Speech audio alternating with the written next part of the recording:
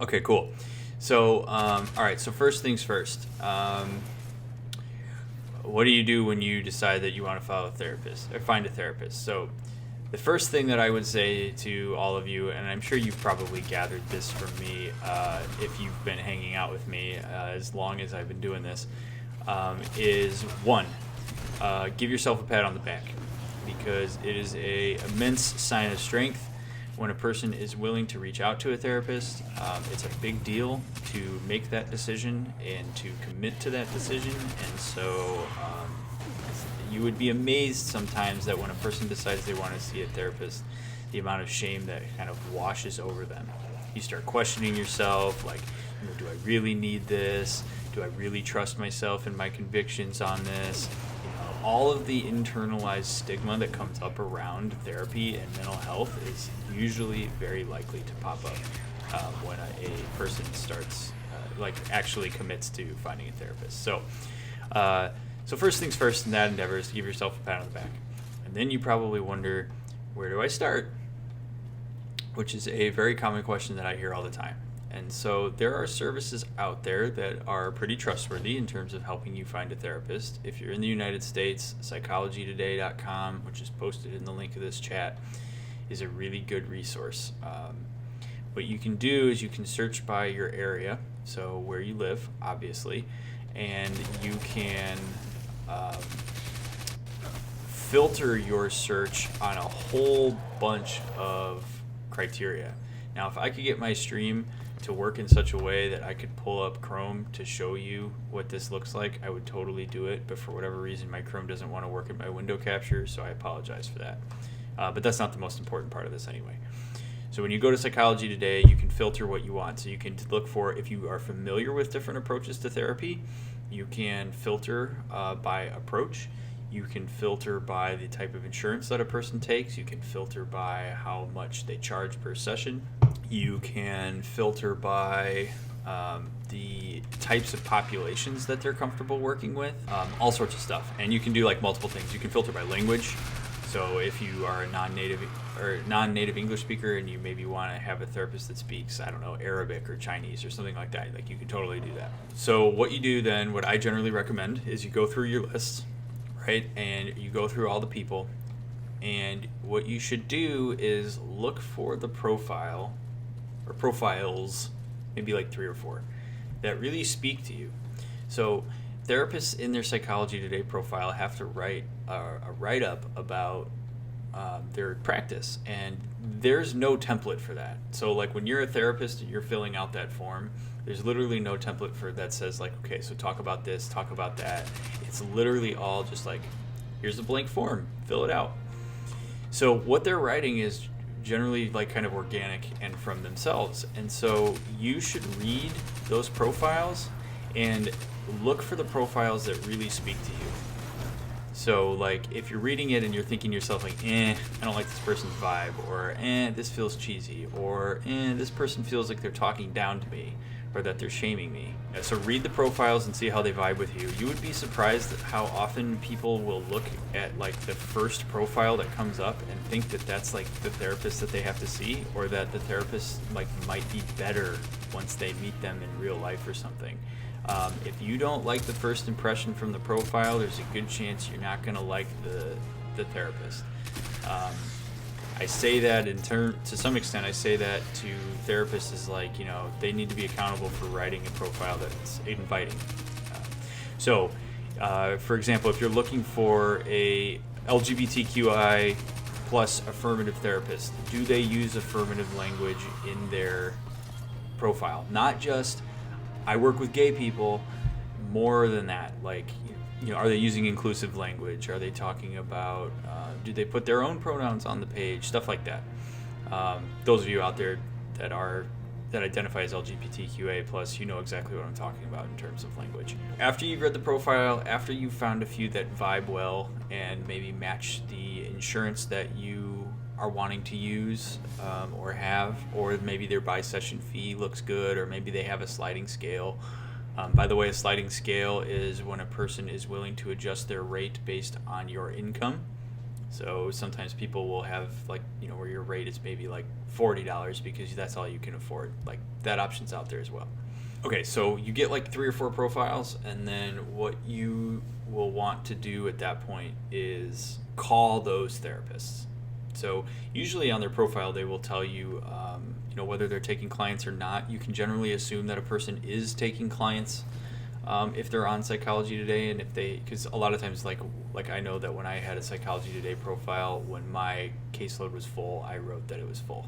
So call them. The number that is on the Psychology Today profile is a dummy number. It's basically a Google Voice number that gets assigned to the therapist, but it will contact them on whatever phone that they have requested to be contacted on. But when you call, there's a couple things for you to consider. One is, and I'm going to say that this is the most important part of the entire thing when you're on a phone call with a therapist for the first time. Does it feel good? Okay? So if you are, and I don't mean like if you have your own doubts and kind of your own walls that are coming up. I mean if at the end of the day, when you're thinking about the vibe that you felt with the therapist and what your gut reaction to the therapist is, if it doesn't feel right, you need to listen to that. What you're looking for is to be talking with somebody where you feel like there's a good vibe. A couple things. One, you can ask whatever the hell question you want. All right, there is no bad question. The only thing that you won't be able to do is ask them for therapeutic advice over the phone, and a lot of times that therapist is not going to give you more than maybe like 5 minutes to really talk about like what's going on. So when you call the therapist, don't just dump out all the stuff that you want to talk about in therapy, because that the reason that we can't do that is because you're not a client yet, and we don't have a service agreement. And so ethically, it's kind of like on here where I tell you all, like, I can't give you direct therapeutic advice. Same deal in that phone call. All right, but you can ask anything about the therapy that you want. What is your style? How much do you charge? Do you do a first session consultation? Do you do like free brief consultations? Do you do free consultations? There are a lot of therapists that are willing to do like a 15 to 30 minute free consultation with a person if you're willing to go to the office to see if there's a goodness of fit. I know that I do that. If people request it, I generally won't put it out there. I will generally assume that if people are calling me, they know they want to see me, but people can certainly ask me if I do consultations. And like I said, I will do it. It's a good thing for me too, because if it doesn't feel like a good fit, or if there's some type of expertise that I don't have, I can share that with the person. So you can ask them that. If finances are tight and you had a hard time finding therapists that looked like you could afford, you can always ask if that person does any pro bono cases or any sliding scale cases. And let me tell you that if that therapist gets angry at you for asking that question, it's not a therapist you want to see anyway. So make sure you ask if that's something that's important to you. If you can afford $40 a session and that's really your max and you don't have insurance, ask. The worst thing they can say is no, and hopefully they say no gently. Okay. But ask them their style, ask them what their approach is. You can ask them why they're a therapist if that's important to you, that sort of thing. Let the therapist give you a chance to talk about what you would bring into therapy if they so choose. So like I know on a phone call with me, I will generally say, can you very, very briefly tell me what's going to bring you in, just so I have a general idea? That's actually a really good question, K-Girl. So the way to know what kind of approach you're looking for, I don't think how do I want to put this? If you might look up, like you could Google like common treatments for X. So like if, for example, if you feel depressed and you want to look up like common treatments for depression, and maybe like in couples or something, or like if you're having here's a good one. So like couple communication issue. Hey Victoria, if you want to look up like common approaches to couples therapy, and you see things like emotionally focused therapy, you can Google kind of like what's the gist of emotionally focused therapy and get a decent idea. But I tend to be of the mind that clients are not responsible for knowing what kind of treatments are out there. And if a therapist advertises themselves as like being a cognitive behavioral therapist, you can certainly Google what that means or ask the therapist on the first phone call what that means. So, you say you're a cognitive behavioral therapist. Can you give me a little bit of an idea of like what that means for the work that you do? It's not really your responsibility to know exactly what to look for. So assuming that you vibe well with a person over the phone and you feel good about it, and you have your first appointment set up, there's something that I guess I as a therapist would want all potential clients to know, and I guess I would encourage people to like, I have a lot of compassion for it, and at the same time it's sort of like, it's interesting. It is actually very, very common for people to set a first appointment and then not show up for the first appointment, and to do that without calling and giving a therapist a heads up. That's always hard for the therapist. Like, I think if you start to get cold feet or you start to freak out and you felt good on the phone call with your therapist, first of all, you're probably not going to feel cold feet.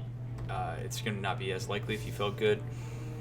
But chat with that person about it, about the fact that you kind of maybe had second doubts or like you have experienced some anxiety, and we'll work with you on that. So, all right, so what happens in the first session? You're probably going to feel nervous. I'm going to speak as the therapist here. I'm nervous too. Okay? Your therapist is going to be just as nervous to meet you as you are to meet your therapist. All right? We know that it is a really weird context because you are coming into our office or our place of employment, and I'm this random person that you have never met before in your entire life, except for a phone call, that you're about to come in and talk to me about your vulnerabilities. And that's weird as hell. And I say that having been a client as well, because I have been in therapy before. It's really a weird feeling to, like, have this person that all of a sudden you're supposed to just talk to. So just know that, like, the anxiety around that you're experiencing in the waiting room is totally normal, and that the therapist is very likely experiencing it too, because we want to have an impact on you as well. Like, we want to make sure that you're a good fit. And you'll notice that there's a common thread in what I talk about here in terms of, like, first session and with therapists in general, which is, like, you want to be with a therapist that is making an effort to, like, get to know you and build a relationship with you. And if you aren't feeling that, you need to listen to your gut. So you're anxious while you're sitting there, you're not sure what to do. Your therapist comes out and gets you out of the waiting room and says, Hi, I'm Dr. Mick. Nice to meet you. Shakes your hand and says, come on into my office. So you go into the office, and then generally there's, like, either a couch or a chair or whatever for you to sit in. The most awkward part of therapy, in my opinion, is doing the paperwork. Some therapists will give you the paperwork ahead of time for you to fill out, which I think is preferable, but some won't. And sometimes you have to fill out the paperwork. Sometimes you'll be able to fill it out in the waiting room. Sometimes you fill it out in the office with the therapist. It depends on their style. But the therapist is going to hand you a service agreement. By the way, they should hand you the service agreement at the start of therapy, because at least if they're being conservative ethically, because I won't do therapy until a person has signed a service agreement with me, just because ethics and legality and all that fun stuff. But make sure you read the service agreement with the person. Sometimes if, like, you're in a training clinic, for example, that person may videotape their sessions. And sometimes, like, for training purposes or to save for, ethical backing if a complaint's ever filed against them or whatever it might be. But read the confidentiality agreement. Read the way that they store your data. Read all of it. If there is anything you have a question about on the service agreement or anything that looks funky to you, you should ask, and the therapist damn well better be able to answer it. The number one question I get generally is, do you videotape your sessions? So like, how is my data stored? And so I work on a electronic health record system that is HIPAA compliant. My notes never leave my office, and if I ever do access my case notes remotely, it's through a secure VPN through my employer. So you've read through the service agreement, you've asked any and all questions you have about it, you've determined that the therapist has answered your questions sufficiently about the service agreement, so you sign off on it. The therapist should share with you the limits of confidentiality and like duty to warn. So like I'm a mandated reporter, so I have to report child abuse. I don't have an option. I am legally obligated to do that. You can talk to me about child abuse, but if you do, just know that like if I suspect child abuse, I have to report it. I'm not the investigator, but I am the reporter. That is a really important thing. Same thing with elder abuse. We will break confidentiality in instances of that we believe that you are going to be of harm to yourself or others. And here's the thing about this, and there's a common misconception about this, that if you talk about wanting to kill yourself, your therapist is just going to immediately call the police on you. That is not true. A good therapist isn't going to do that. You can talk about suicide in therapy. You should talk about suicidal ideation in therapy. The times in which I as the therapist have to get the police involved in terms of like reporting suicidality is if we do an assessment and one of two things happens. One, after doing a thorough assessment, I don't feel comfortable with that person going home or leaving the office because there's an immediate lethality, and there's an entire assessment I do around suicide. I can actually put that up as one of the topics for one of these Monday nights at some point. I can walk you through how I do a suicide assessment. A suicide assessment should be thorough, and like I'm only getting police involved or withholding a person from going home or leaving my office in like extreme circumstances. The other thing is if a person says talks about suicidal ideation and then refuses to answer my assessment questions about it, I have to make sure you're safe. I'm checking in with you and doing an assessment around suicide because I care and because I need to know what's going on and because I want to know what's going on so that I can help you with like either having a plan, a safety plan, a safety contract, all these other things. But we are not going to just call the police as soon as you say the word suicide. Now, if you tell me before you leave my session, if you get up and you say, all right, I'm going to go home and kill my sister,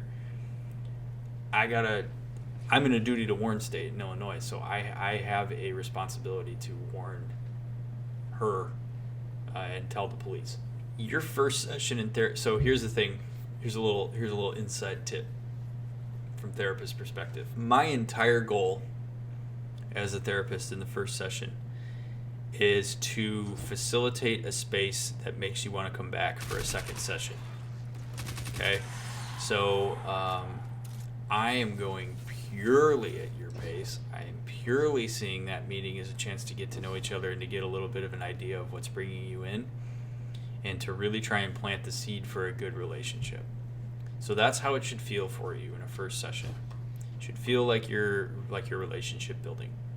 If you feel like the therapist is pushing too hard or the therapist has this whole like their own imposter syndrome that they're projecting onto you, name it if you want, or at the end of the session if they ask you, do you feel comfortable talking to me, you could say like, not really.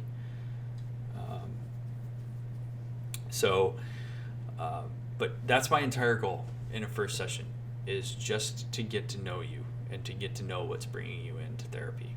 So I tell clients all the time, you're welcome to ask questions about me. I don't think it's fair that I sit here and ask you a bazillion questions about you and the inner depths of your soul, and then you aren't able to ask me.